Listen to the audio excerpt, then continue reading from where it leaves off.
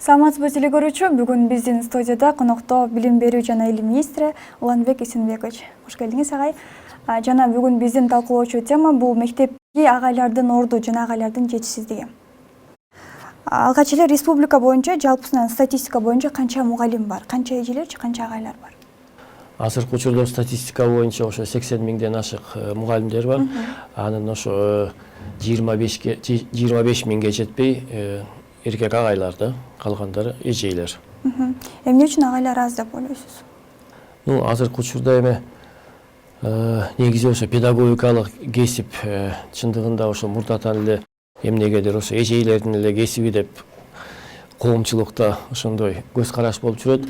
Бирок ага карабастан мына физика, химия, табигый илимдер, андан тышкары ошо дене тарбия сабактары ошо эркек мугалимдердин кесиби деп айтып калышат да. Бирок ага карабастан ошо чет тил мугалимдери керек болсо ошо башталгыч класстын мугалимдерине дагы эркек мугалимдерди тартканга аракет кылышыбыз керек. Анан акыркы учурда агайлардын саны азайганын мен бир себеби мындай да деп ойлойм да, жеке оюм, документация көбөйдү. Мугалимдердин жумушунун документация иштери көбөйдү, ар бир ишке протокол түзүш керек болуп калды. Балким ошол үчүн көп агайлар физкультура эмгек сабактарына өтүп баратат. Бул негизинен эми 21-жылы декабрь айында министрлик тарабынан буйрук чыгарылган, ошо кайсы иш кагазтары ишке ашырылыш керек. Азыркы учурда министрлик тарабынан ошо иш кагазтарын дагы максималдуу түрдө азайтканга аракет кылып атабыз. Андан тышкары ошо маалыматтык система иштелип чыккан, анын негизинде ошо автоматтык түрдө керектелүүчү отчеттордун баары чыгарылат да. Анан эми бирден бир себеп эмес, себеби физика, химия, биология мугалимдеринин эркек агайларыбыз бар. Мугалимдин коомдук орду боюнча айтып берсеңиз. Бирде ошо академик Бектемир Мурзубраимовдун жазган бир ойлорун айтып кетейин деп атам да. Мындай деп атат да: тарбияны мугалимсиз элестетүүгө болбойт. Мугалимдин коомдук орду ата эненикиндей. Мугалим кесит, катты ээсине жеткирип берип жөн болгон почтальон эмес. Ал ар кандай чындыкты өз сезиминен, акылынан, жүрөгүнөн өткөрүп, өзүнүн менчик табылгасы, жаңылыгы катары жар салган чыгармачыл инсан деп коет экен да. Инсан гана инсанды жарата алат. Мугалим адамды гана өзгөртпөйт, ал коомду да өзгөртөт. Анткени коом өзүнөн өзү өзгөрбөйт, адамдар өзгөргөндө гана коом өзгөрөт. Ошондуктан мугалимдин орду ошо коомчулукта өтө чоң. Ал ошо жеке эле өсүп келаткан баланын келечектеги керек болсо турмушун калыптандырганга дагы чоң салым кошот да.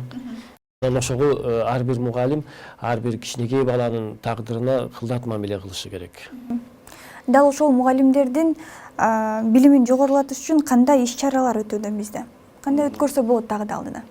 Азыркы учурда ошо мугалимдердин ошо билимин жогорулатууга көптөгөн бизден өнөктөштөр, андан тышкары ошо министрликтин алдындагы республикалык мугалимдердин дараметин жогорулатуу институту көп салым кошуп атат.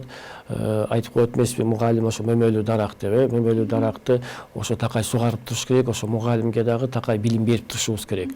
Ошондуктан мына жерлерде дагы өнөктөштөр аркылуу көптөгөн тренингдер, семинарлар өткөрүлүп атат. Бул эми негизги максат мугалимдерге ошо жаңы ыкмаларды үйрөтүү, жаңы ыкмалардын негизинде ошо сабак берүүнүн жаңылыктарын берүү, ушундай нерселерди күчөткөнгө аракет кылып атабыз. Анан эми азыркы учурда мугалимдерибиз дагы өз алдынча изденгенге аракет кылып атышат. Өз алдынча көптөгөн виртуалдык тренингдерге, семинарларга катышып, анан өздөрү эле катышып койбостон башкаларга дагы алган билимин жайылтканга аракет кылып атышат. Жана сиз сунуштап өткөн жаңы проект боюнча, жаңы демилге боюнча, ал демилгенин максаты кандай?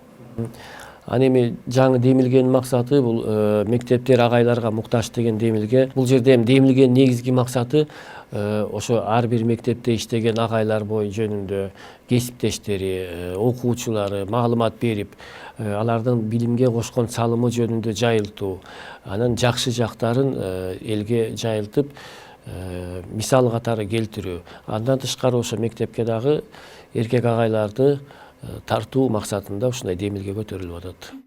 Бул долбоор канча убакытка созулат? Жана бул долбоорго агайларды кантип кызыктырса болот, кантип чакырса болот? Анан эң негизгиси деп атабыз, сыйлык эмес, сыймык деп атабыз, ошо мектепте иштөө сыймык болсун деп. Андан бул долбоор демилге негизи 23 февралга чейин узартылат.